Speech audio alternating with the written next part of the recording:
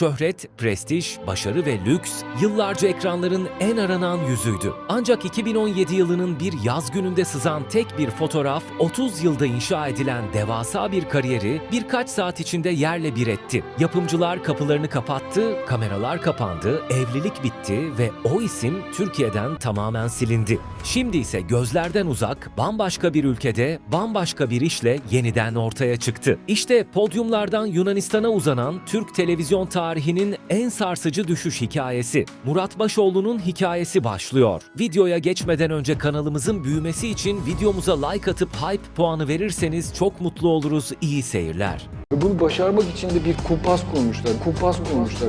Ortada akıl almaz bir plan vardı ve resmen ortaya çıkmıştı. 28 Mayıs 1968 tarihinde Ege'nin incisi İzmir'de dünyaya gözlerini açan Murat Başoğlu, çocukluk ve ilk gençlik yıllarını Ege kültürünün rahat, sıcak ve özgür atmosferi içinde tamamladı. Orta öğrenimini bitirmesinin ardından yüksek öğrenim için İstanbul'a taşınarak Marmara Üniversitesi İşletme Bölümüne kaydoldu. Ancak akademik bir alanda ilerlemek yerine ilgisini tamamen kamera önüne, moda ve medya dünyasına yönlendiren Başoğlu, 1990'lı yılların hemen başında henüz 17-18 yaşlarında modellik ve mankenlik yapmaya başladı.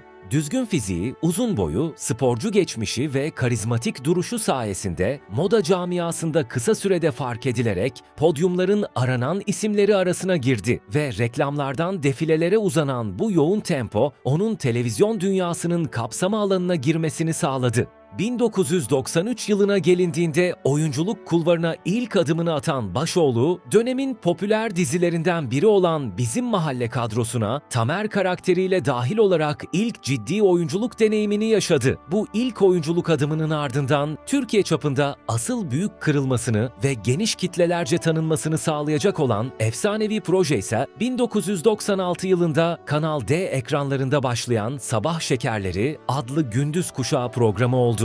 Aslında bu modelin adı Sormayacak mısın? Sabaha karşı Hiç benim. bana sordun mu? Şebnem Dönmez ile partner olarak sunduğu bu canlı yayın formatı, Türk televizyonculuğunda sabah kuşağı anlayışını baştan aşağı değiştirdi ve yakaladığı yüksek izlenme oranlarıyla Başoğlu'nu ülkenin en popüler, en çok konuşulan genç ekran yüzlerinden biri haline getirdi. Sabah Şekerleri'nin getirdiği büyük popülarite, ekran yolculuğuna hem oyunculuk hem de sunuculuk kanadında büyük bir ivme kazandırdı. 1999 yılında Türk sineması ve televizyonunun eş zamanlı yapımlarından biri olan Nilgün projesinde Ömer karakteriyle başrolde yer alarak oyunculuk yeteneğini daha geniş kitlelere sergileme fırsatı buldu. Kızından söz ederken Nilgün'ü kastediyordu kuşkusuz. 2000'li yıllara adım atıldığında ise televizyon dizilerindeki varlığını kesintisiz bir şekilde sürdürdü. 2001 yılında dönemin podyum ve moda dünyasının arka planını işleyen 90-60-90 dizisinde, Arda 2002 yılında Ege atmosferini ekrana taşıyan Zeybek Ateşi dizisinde, Ali Karabulut ve 2004 yapımı Bütün Çocuklarım dizisinde ise Yaman karakterine hayat verdi.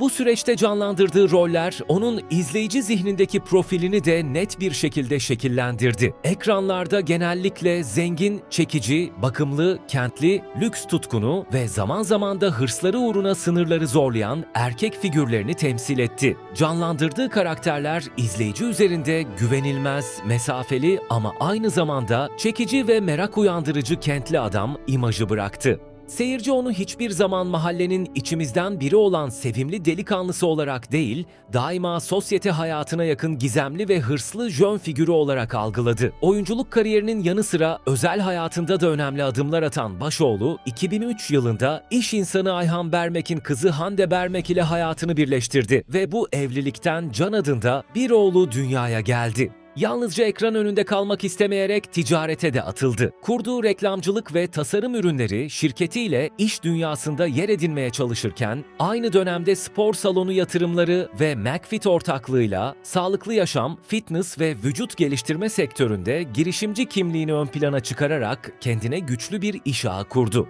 2000'lerin ikinci yarısı ve 2010'lu yıllarda televizyon projelerine ara vermeden devam etti. 2007 yılında Tatlı İntikam dizisinde Metin, 2010 yılında Makber dizisinde Nihat karakterlerini üstlendi. Dönemin fenomen yapımı Behzat Ç. Bir Ankara Polisiyesi dizisinde de konuk oyuncu olarak yer alarak 2010-2012 yılları arasında farklı sezonlarda ekranlarda göründü. Sunuculuk kulvarında ise ikinci büyük ve parlak çıkışını 2012-2015 yılları arasında 3 sezon boyunca sunuculuğunu üstlendiği Benzemez Kimse Sana yarışma programıyla yakaladı. Seyfi Dursunoğlu ve Gülse Birsel gibi dev isimlerin jüri üyesi olduğu bu programda sergilediği yüksek enerjili ve dinamik sunum onu yeniden televizyon dünyasının en üst ligine taşıdı. Kendisi hem güzel hem sesi güzel. Ben ne dedim?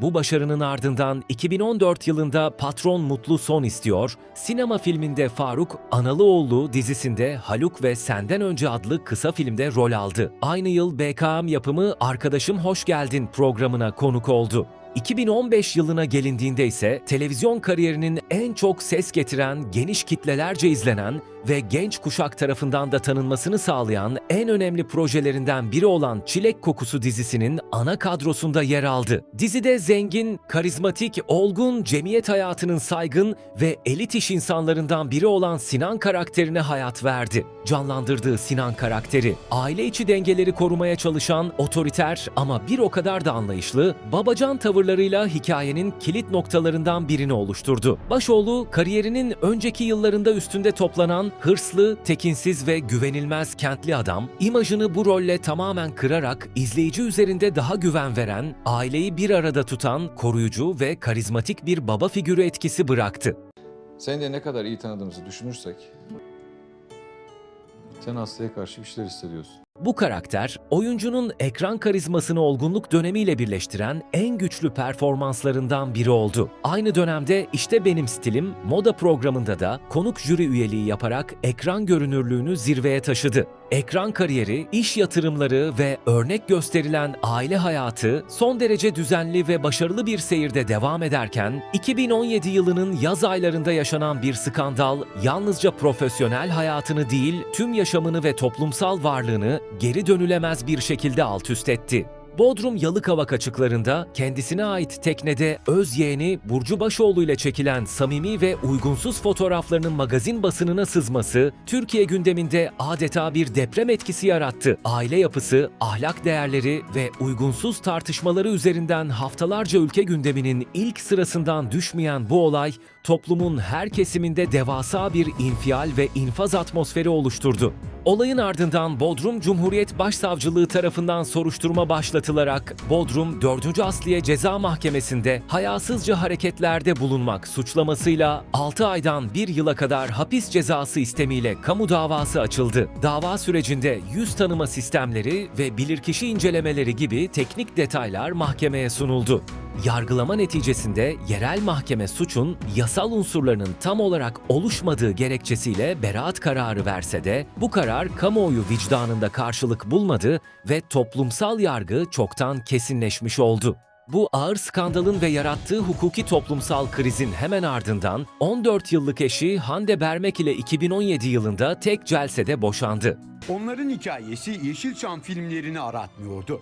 Zengin kız, fakir ünlü erkeğe aşık olmuştu. Olayın yarattığı devasa itibar kaybı, Başoğlu'nun tüm ticari ve profesyonel bağlarının bir gecede kopmasına yol açtı. Yer aldığı projelerden çıkarıldı, reklam ve sponsorluk anlaşmaları iptal edildi, spor salonu ve ticari ortaklıkları feshedildi. Türkiye kamuoyundaki saygınlığı, ekrandaki karizması ve yıllar içinde inşa ettiği tüm mesleki itibarı tamamen sıfırlandı. Adeta toplumsal hafızada silinmez bir ahlaki çöküşün sembolü haline geldi. Skandalın ardından televizyon, sinema ve medya dünyasından tamamen aforoz edilen ve kariyeri noktalanan Murat Başoğlu, Bodrum'daki evine kapanarak uzun süre insanlardan ve gözlerden uzak bir hayata çekildi. Yaşadığı bu inziva sürecinin ardından komşu ülke Yunanistan'a yerleşen eski sunucunun medya ve sanat dünyasını tamamen arkasında bırakarak yeni bir hayat kurduğu ortaya çıktı. Kendisi herhangi bir resmi demeç ya da açıklama vermemiş olsa da sosyal medyaya yansıyan görüntüler ve paylaşımlar aracılığıyla şans eseri Yunanistan'da emlakçılık yapmaya başladığı fark edildi. 30 yıla yakın süre içinde ekran önünde inşa ettiği tüm bilinirliğini ve prestijini tek bir skandalla yitiren Başoğlu, günümüzde Yunanistan'da sürdürdüğü bu emlakçılık işiyle Türkiye'deki medya dünyasından tamamen kopuk bir yaşam sürmektedir.